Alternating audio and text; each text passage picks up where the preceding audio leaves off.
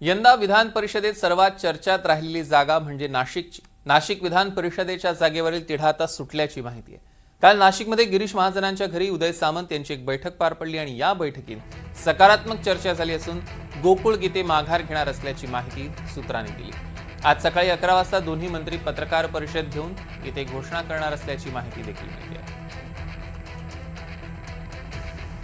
या संदर्भातले अधिकचे अपडेट्स आपल्याला घ्यायचे आहेत। नाशिकहून प्रांजल कुलकर्णी आपले प्रतिनिधी आपल्या सोबत जोडले गेलेत। प्रांजल, नेमकं काय घडतंय सध्या नाशिकच्या राजकारणात?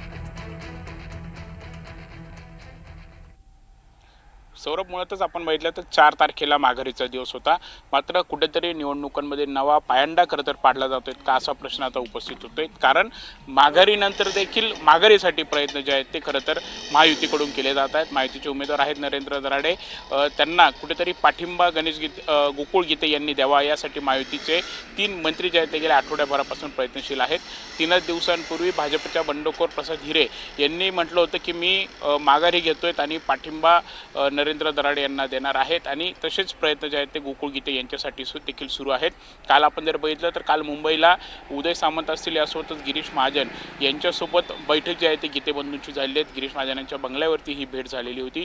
त्यानंतर मुख्यमंत्री असतील देवेंद्र फडणवीस यासह उपमुख्यमंत्री एकनाथ शिंदे यांच्याशी देखील चर्चा ही झालेली आहे आणि अखेर आज जी आहे ती गोकुळ गीते आपली भूमिका स्पष्ट ही करणार आहेत। दरम्यान आपण जर बघितलं तर गोकुळ गीते हे जेव्हा काल सकाळी मुंबईला रवाना झाले होते तेव्हा देखील त्यांनी म्हटलं होतं की मी माझ्या भूमिकेवरती ठाम आहेत। मी कोणत्याही परिस्थितीमध्ये नरेंद्र दराडे यांना पाठिंबा देणार नाहीत, कारण नरेंद्र दराडे हे खरं तर निष्क्रिय असे उमेदवार आहेत। त्यामुळे एकंदरीतच काल दिवसभर झालेल्या घडामोडी आणि आज गोकुळ गीते नक्की काय भूमिका घेणार याकडे लक्ष हे लागलेलं आहे।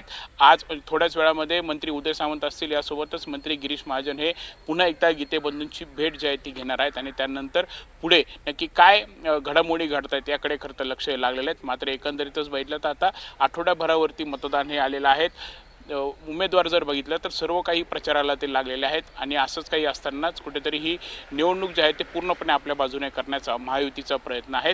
जर आज गोकुळ गीते यांनी आपला पाठिंबा नरेंद्र दराडे यांना जारी केला तर कुठेतरी नरेंद्र दराडे यांना ही निवडणूक ही सोपी ही होणार आहे।